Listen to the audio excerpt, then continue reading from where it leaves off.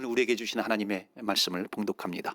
창세기 39장 1절부터 3절까지 말씀입니다. 찾으셨으면 우리 1절부터 3절까지 말씀 우리 함께 합독하시겠습니다. 요셉이 이끌려 애굽에 내려가매 바로의 신하 친위대장 애굽 사람 보디발이 그를 그리로 데려간 이스마엘 사람의 손에서 요셉을 사니라. 여호와께서 요셉과 함께 하심으로 그가 형통한 자가 되어 그의 주인 애굽 사람의 집에 있으니 그의 주인이 여호와께서 그와 함께 하심을 보며 또 여호와께서 그의 범사에 형통하게 하심을 보았더라. 아멘. 하나님의 말씀입니다. 오늘도 하나님의 말씀에 은혜 받으시고 또 새 힘을 얻으시고 승리하시기를 주의 이름으로 축원합니다. 인류 역사 가운데요, 역사에 기억되는 탁월한 연설들이 있습니다. 지금 미국이 그 흑인 인종차별로 인해서 몸살을 앓고 있는데요, 흑인 인권 운동가였던 마틴 루터 킹 주니어 목사님의 I have a dream, 나는 꿈이 있습니다. 나에게는 꿈이 있습니다. 1964년으로 기억하고 있는데요, I have a dream, 나에겐 꿈이 있습니다. 백인과 흑인이 평등하다는 것을 모든 사람들이 알게 되는 날이 오게 되는 그 꿈을 갖습니다. 함께 백인과 흑인이 식탁에 모여서 함께 식사하는 날을 꿈꿉니다. 나에게는 그런 꿈이 있습니다. 나에게는 아들이 있는데 그들이 흑인이라고 하는 것 때문에 차별받지 않는 그런 날이 오게 되는 것을 I have a dream, I have dreams today. 나는 오늘 그 꿈을 갖습니다. 탁월한 연설로 꼽힙니다. 사람의 마음을 움직인 연설이죠. 그 스티브 잡스가 그 스탠포드 대학에서 그 졸업식 연설도 탁월한 연설로 손꼽힙니다. 근데 가장 탁월한 연설을 꼽으라고 한다면요, 정말 많은 사람이 윈스턴 처칠이 1941년 세계 2차 대전 중에 자기의 모교인 고등학교 헤로우 하이스쿨에서 졸업식 날 했던 연설을 많이 꼽습니다. 그때는 2차 대전 중입니다. 독일군과 연합군이 정말 긴장감 속에서 젊은이들이 졸업을 하면은 어디로 갈지 모르는 그런 암담한 현실 속에서 그 졸업식에 초청을 받아가지고 연설을 하는 겁니다. 그때는 그냥 한 고등학교 졸업식 연설만이 아니라 그때 기자들도 주목하고 있었고요, 세계의 젊은이들도 무슨 연설을 하는가 귀담아 들을 준비가 되어 있었습니다. 단상에 올라가 가지고요, 그 청중들을 한번 쭉 돌아봅니다.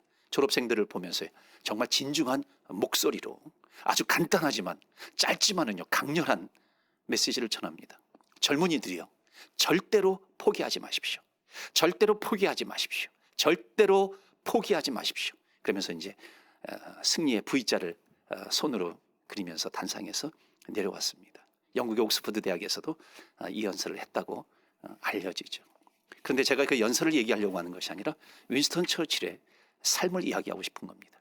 그는 어렸을 때부터 심한 말더듬이로 말을 잘 못하는 더듬는 그런 사람으로 자라났습니다. 그러나 그것 때문에 결핍이죠, 부족함이죠.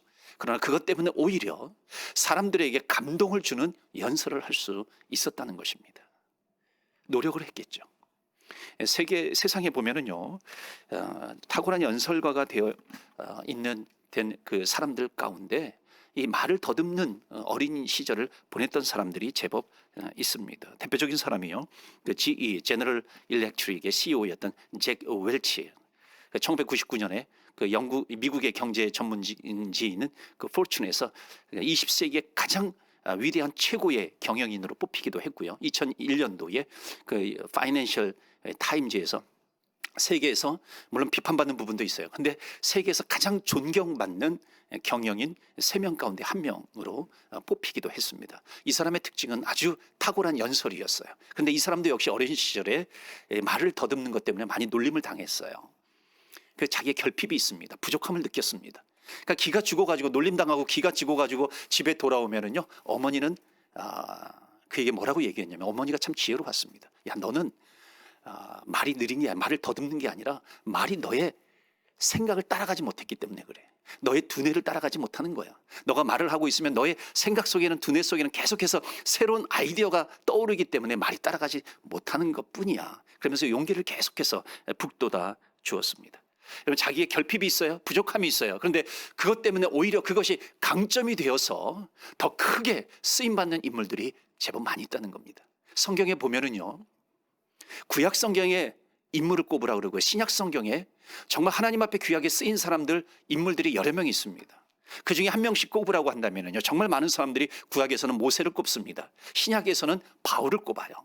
그런데 모세가 누구입니까? 미디안 광야에서 40년 동안 있으면서요, 말이 어눌했어요. 말을 잘 못했어요. 근데 하나님께서 그에게 사명을 주십니다. 하나님께서 그를 불러주세요. 쓰시려고 합니다. 그런데 모세는 뭐라고 그래? 나는 말이 어눌합니다. 나는 말을 잘 못합니다. 하나님께서 사명을 주시려고 했지만 모세는 계속해서 거부합니다.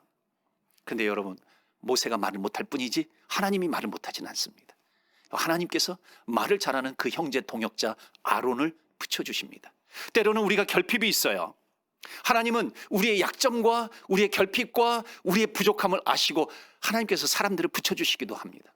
내가 얻을 수 없는 것을 얻게 하시고요, 내가 볼 수 없는 것을 보게 하시는 하나님이십니다. 여러분, 결핍이라고 하는 것은 오히려 하나님의 선물을 담는 바구니와 같은 거예요. 사도 바울도요, 많은 학자들이 사도 바울도 말이 어눌했다 그래요. 말을 잘못했다 그래요. 그런데 이 사도행전 16장부터 보면은요, 탁월한 언변을 가진 사도 바울을 발견할 수가 있습니다. 그의 연설, 그의 설교를 들으려고 사람들이 모입니다. 그 다음 주에 더 많은 사람들이 모여요. 결핍이 있었어요. 부족함이 있었어요. 그런데 그에게는 대신 또 이 탁월한 글 쓰는 능력이 있었습니다. 그래서 신약 성경에 정말 많은 부분이 바로 이 사도 바울이 쓴 성경 아니겠습니까? 쓰인 거죠. 쓰임 받은 것입니다. 여러분, 결핍이라고 하는 것, 부족함이라고 하는 것은 사명감을 키우게 된다는 것입니다. 오늘 본문의 말씀은요, 요셉, 구약 성경의 요셉입니다. 요셉은 정말 결핍이 많은 사람입니다. 부족함이 많았어요. 약점도 있었어요. 형들에게 노예로 팔려갔습니다. 그 노예로 팔려가는 것뿐만 아니라 또 이 보디발의 아내에게 누명을 씁니다. 그래서 누명을 써서 감옥에 들어가요. 그러나 나중에 총리의 자리에까지 오르게 되는 이 요셉의 가정 이야기입니다. 요셉의 가정 이야기가 짧게 나오지만요, 요셉의 생애를 보면은 정말 이 요셉과 같은 인생만큼 불행한 인생이 또 있을까 싶을 정도로 요셉의 인생은요, 결핍의 연속이었다는 것을 알 수가 있습니다. 요셉은 편부모 속에서 그 편부모 아래에서 자랐습니다. 물론 어머니가 있었어요. 근데 배다른 형제들이 있었던 것이죠. 그러니까 어머니의 사랑의 결핍 속에서 자라난 요셉이었습니다. 심각한 부족함이죠. 오늘 창세기 39장을 잠깐 읽었는데 그 앞에 37장을 보시면은요, 1절에 야곱이 가나안 땅 곧 그의 아버지가 거류하던 땅에 거주하였더니, 야곱은 요셉의 아버지입니다. 야곱의 족보는 이러하니라. 요셉이 17세의 소년으로서, 청소년이죠, 그의 형들과 함께 양을 칠 때에 그의 아버지의 아내들 빌하와 실바의 아들들과 더불어 함께 있었더니 그가 그들의 잘못을 아버지에게 말하더라. 그러니까 요셉은 형들의 잘못을 아버지에게 이렇게 고자질을 하는 거죠. 일러 바치는, 고자질을 하는 그런 인격의 결핍함도 보여요. 3절 보시면은 요셉은 노년에 얻은 아들이므로 이스라엘이, 야곱입니다, 이스라엘이 여러 아들들보다 그를 더 사랑함으로 그를 위하여 채색 옷을 지었더니, 자, 그러니까 아버지 야곱이요, 다른 형제들보다도 요셉을 편애한 겁니다. 그게 어디서 드러나요? 채색 옷을 입혔다는 거죠. 채색 옷이라고 하는 것은 자기가 가장 사랑하는 사람, 자기의 가정의 가업을 이어받을 사람, 장남에게 입혀주는 게 채색 옷입니다. 그런데 그것을 요셉에게 입혀주었던 거예요. 그러니까는 편애하는 가정이었죠.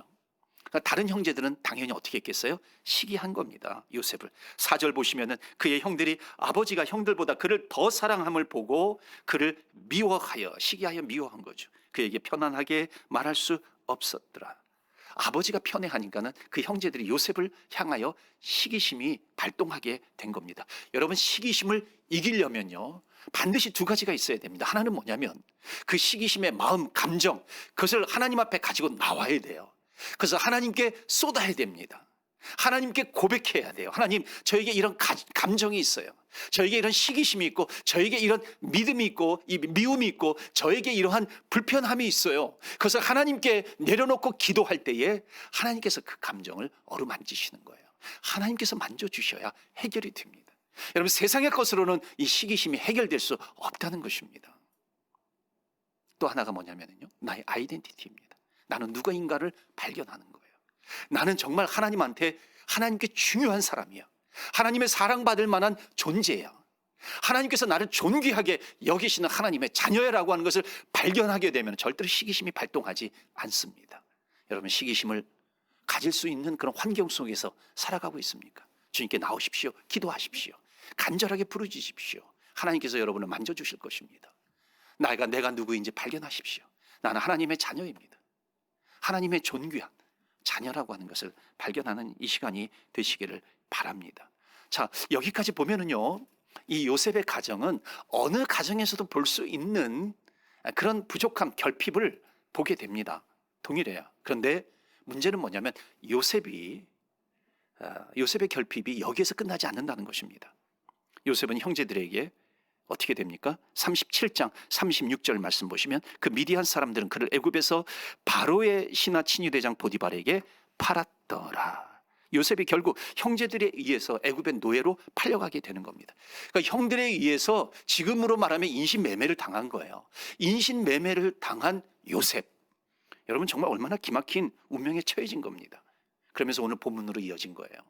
1절 다시 한번 39장 1절을 보시면은 요셉이 이끌려 애굽에 내려가매 바로의 신하 시위대장은 지금으로 말하면 뭐 경찰청장이 될 수도 있고요, 또는 국방부 장관이 될 수도 있습니다. 그런 바로는 누구입니까? 그 당시에 강한 강대국 애굽 이집트의 왕입니다.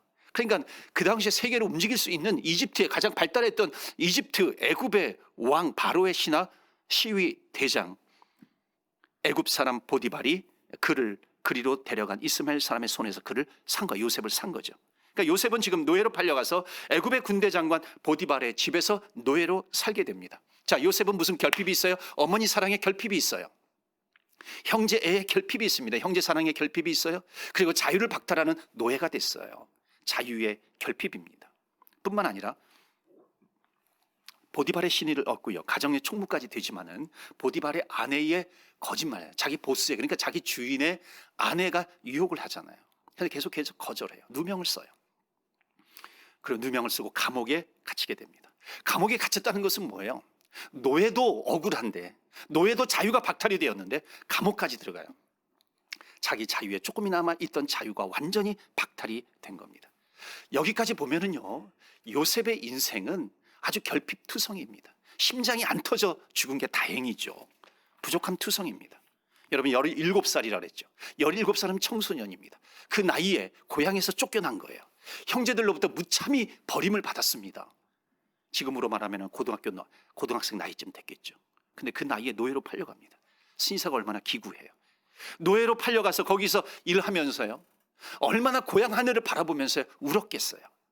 아버지 생각을 했겠어요. 아버지, 나 죽지 않았어요. 아버지, 나 살아있어요. 아버지, 나 여기 살아있어요. 지금 같으면 연락해가지고 어떻게 찾을 수 있겠지만 그 시대는 헤어지면 끝입니다. 아버지, 나 여기 살아있어요. 그리고 또 누명을 썼을 때 얼마나 더 고향에 가고 싶었겠어요. 아버지를 만나고 싶었겠어요. 감옥에 갇혔어요. 얼마나 더 울었겠어요. 아버지가 보고 싶었겠어요.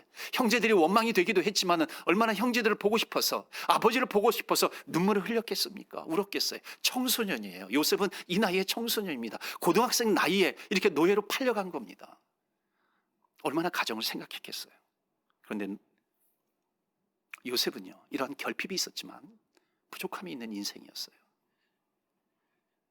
그런데 성실함을 가지고 있었습니다. 그래서 감옥 안에서도 감옥의 재반 사무 업무를 담당하는 책임자가 되었습니다. 그리고 감옥에서 그 당시에 강한 강국 이집트의 내무부 장관, 외무부 장관격인 떡 맡은 관원장과 술 맡은 관원장이 들어옵니다. 그리고 그들과 관계를 맺어요. 그러면서 요셉의 이야기는 끝나는 듯합니다. 어찌 보면 평생 감옥에서 모성애의 결핍이 있어요. 형제애의 결핍이 있어요. 자유의 박탈을 당했어요. 그러면서 신세 한탄하면서 고향 하늘을 바라보면서 이 요셉의 인생은 그냥 마감될 수도 있는 듯이 보입니다.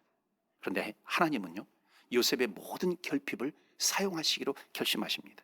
하나님께서 그 당시에 이집트의 왕 바로 왕의 꿈에 나타나셔서 앞으로 애굽에서 일어날 흉년과 풍년에 대한 징조를 보여주십니다. 그리고 요셉을 통해서 그 꿈을 해석하게 하시죠. 요셉은 바로 앞에서 하나님이 주신 은사를 발휘해서 그 꿈을 멋지게 해석합니다. 나중에 총리의 자리에까지 올라가게 됩니다. 보통 사람 범인이 받을 수 없는 그런 축복을 받은 거죠. 직책을 받은 겁니다. 자, 이것을 보면은 요셉의 인생은 결핍이었어요. 부족함 투성이었어요. 그러나 거기에 하나님께서 채워주시는 하나님의 은혜가 있었다는 것입니다.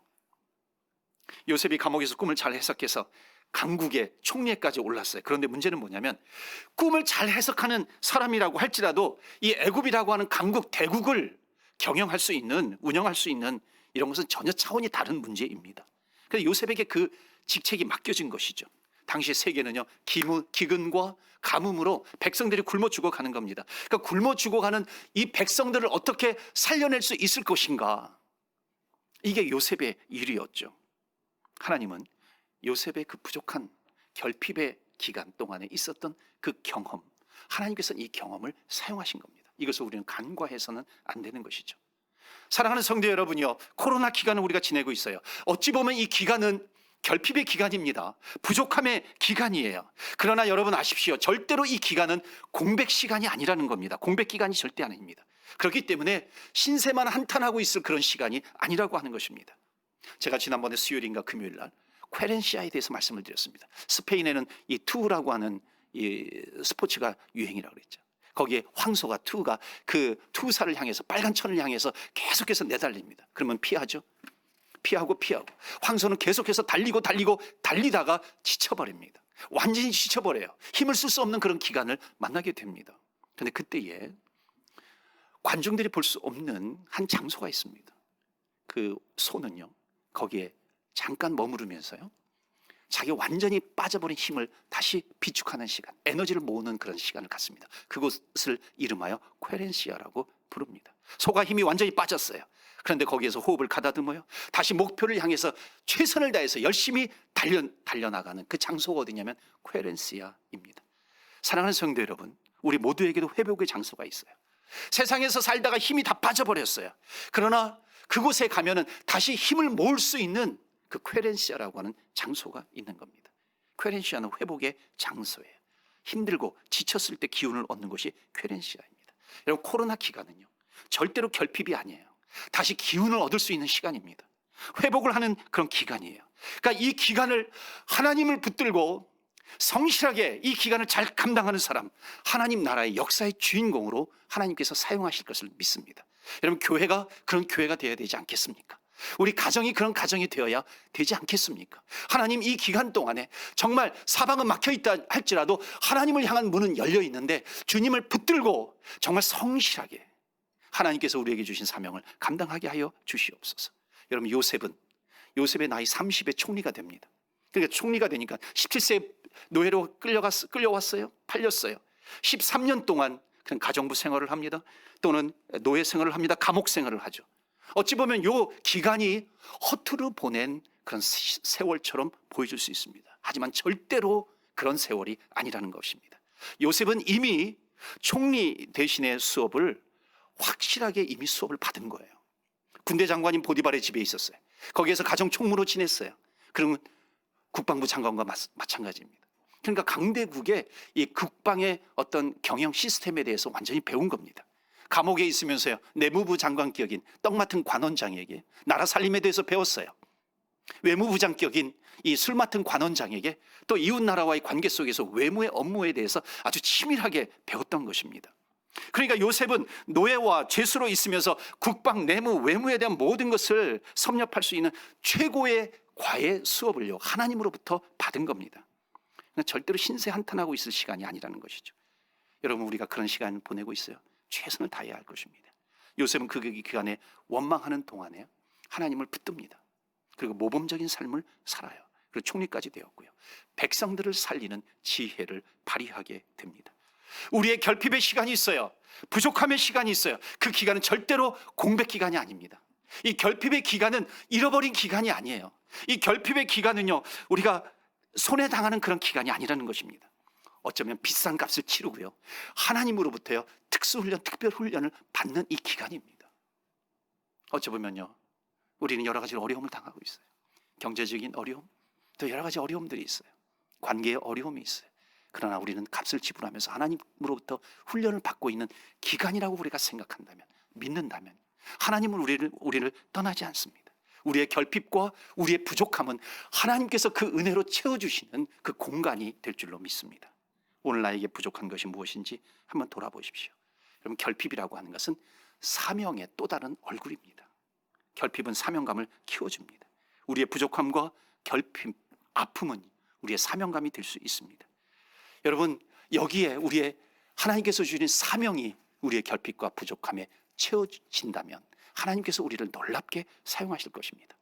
우리는 가끔 연말이라든지 또는 신문지상에서요, 훈훈한 소식을 듣습니다.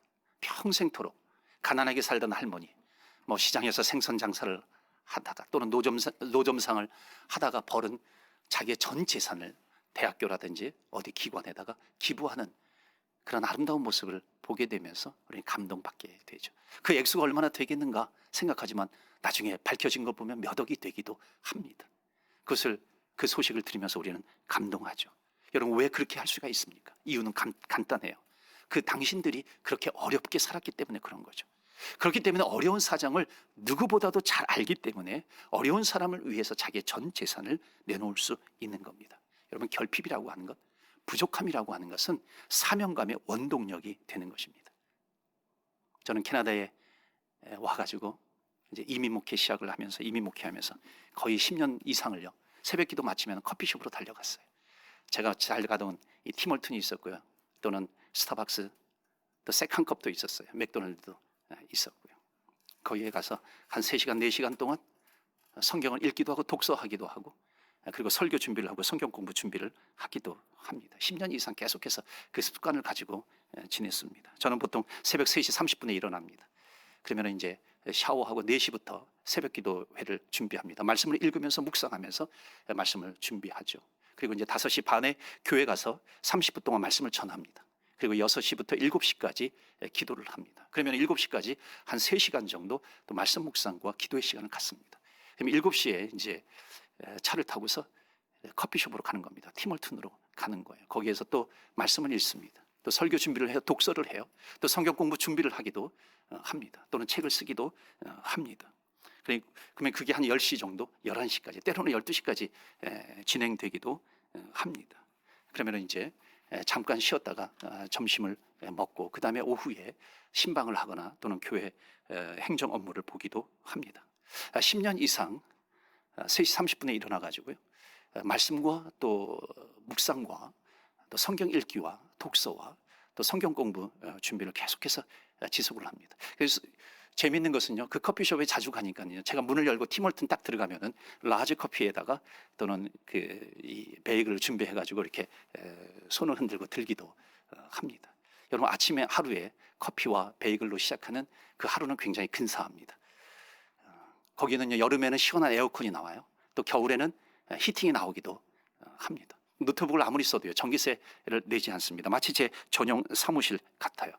무엇보다도 최고의 장점은 뭐냐면요, 졸 수가 없다는 거예요. 사람들이 지나가니까. 사람들이 지나가는데 거기에서 졸면요, 사람들이 이상한 사람으로 쳐다봅니다. 깨어서 준비할 수 있는 겁니다. 거의 집에 가면은요, 거의 100% 잠을 자게 됩니다. 저는 보통 한 하루에 평균 4시간 또는 5시간 잠을 잡니다. 좀 피곤하기도 하죠.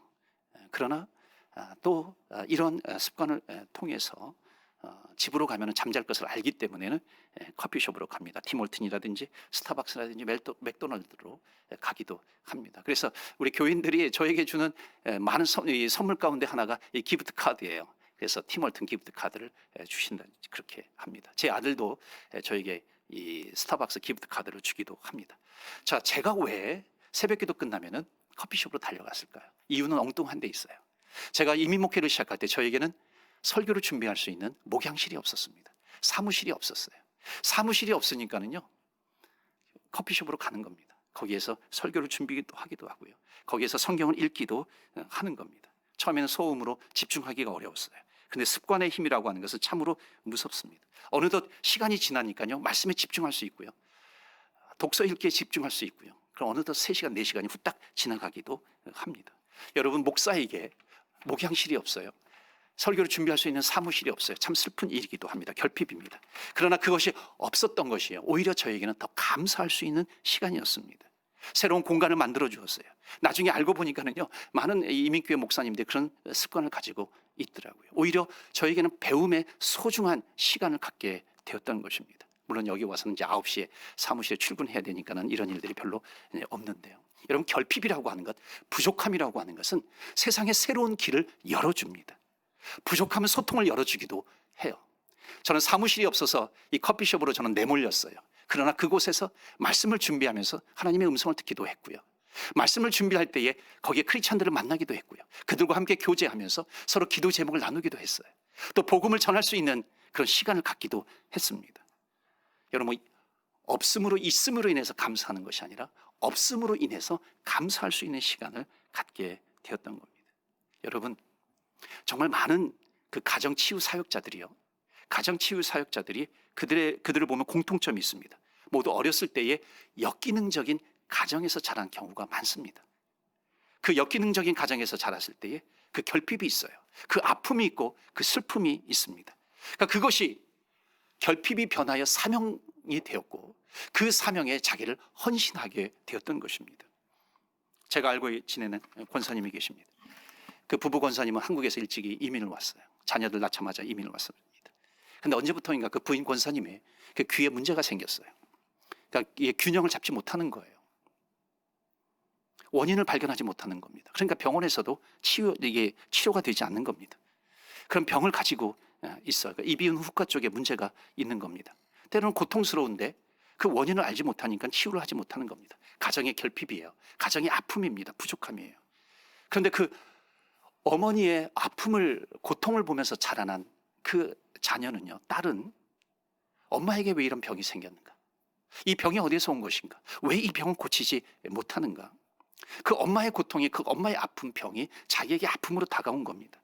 근데 하나님께서 그 아픔을, 그 결핍을 만지시니까 그 가정의 아픔이 사명으로 바뀌는 겁니다. 어머니의 병을 치유하고자 하는 그런 사명을 갖게 돼요. 어머니의 병을 치유하고자 하니까는 의사가 돼야 돼요. 의사가 되려고 하니까는 그 사명을, 꿈을 가지니까 공부를 열심히 해야 돼요. 열심히 최선을 다해서 공부합니다. 의대에 들어가요. 나중에 졸업할 때 총독상을 받아요. 최연소 캐나다의 이비인 후과 전문 의가 됩니다. 지금은 이 동부의 토론토에 있다가 지금 서부에 와가지고 여기 종합병원에서, 이 캘거리의 종합병원에서 지금 사역을 하고 있습니다. 의료 선교를 열심히 해요. 함께 한 번은 IT에 선교 갔다가요, 그 자매가 권총으로 맞아서 죽을 뻔한 그런 일도 있었습니다. 결핍이라고 하는 것은요, 사명감을 키우게 됩니다. 신유 은사를, 병 고치는 신유 은사를 받은 사람들을 보면요, 그들에게도 공통점이 있어요. 그것은 뭐냐면 심하게 아파본 경험이 있는 사람입니다. 그리고 지금도 그 아픔이 있어요. 그 병이 있는 겁니다. 여러분, 신유의 은사는 다른 곳에 있는 것이 아니에요. 정말 간절하게 주님을 붙들고 기도하면 하나님께서 고쳐주시고 하나님께서 응답해 주신다는 것입니다. 그러니까 아파본 사람은요, 정말 아픈 사람의 고통을 보면은 아는 거예요. 기도가 나오는 겁니다. 거기에서 하나님께서 은사를 베풀어 주십니다. 그 간절함이 치유를 만들어내는 것이죠. 여러분, 가난하게 살았어요? 가난함에 대한 결핍이 있어요. 그것을 경험한 사람은요, 그것이 사명으로 바뀌면은 가난한 사람을 보면은 그냥 있지 않아요. 누구보다도 잘 이해하고 그들을 돕게 된다는 것입니다. 사명은, 아픔은 사명입니다. 예수님께서 이 땅에 오셔서 인간의 모든 결핍과 약점과 부족함을 주님께서 이미 경험하셨기 때문에 모든 사람들의 약함과 부족함, 결핍을 이해하시고 나아가서 그 결핍의 부족함이 하나님께서 은혜로 채워주신다는 것입니다. 그러니까 이 진리를 깨달으면요, 우린 가난해도 괜찮아, 아파도 괜찮아, 부족해도 결핍이 있어도 괜찮아, 주님 붙들고 나아갈 수 있는 것입니다.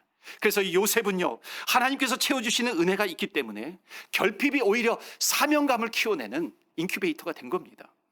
요셉의 결핍 상황을 보면 형들에게 인신매매 당해요. 노예로 팔려가요.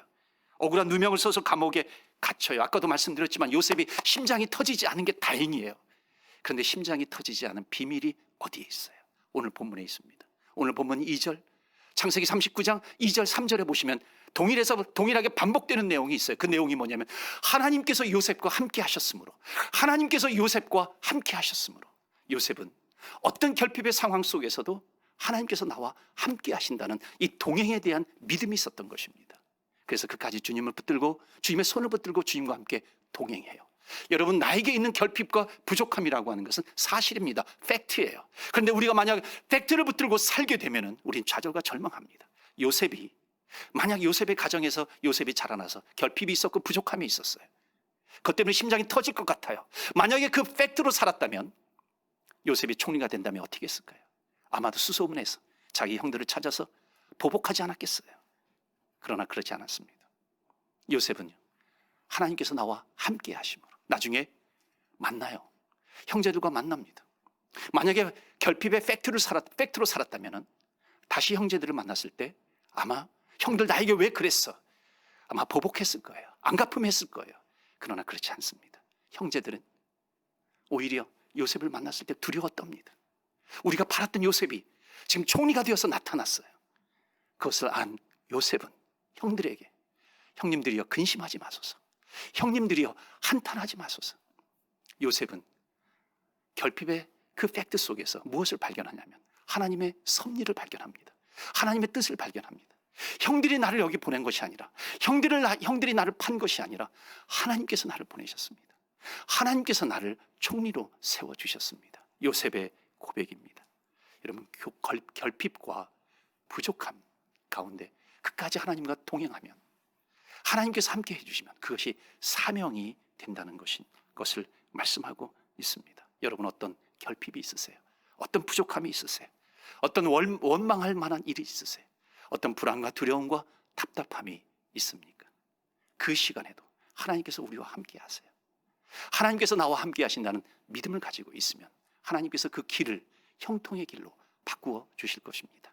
이러한 축복이 저와 여러분의 가정과 그 자녀들에게 계속해서 이어지시기를 주의 이름으로 축원합니다. 아멘.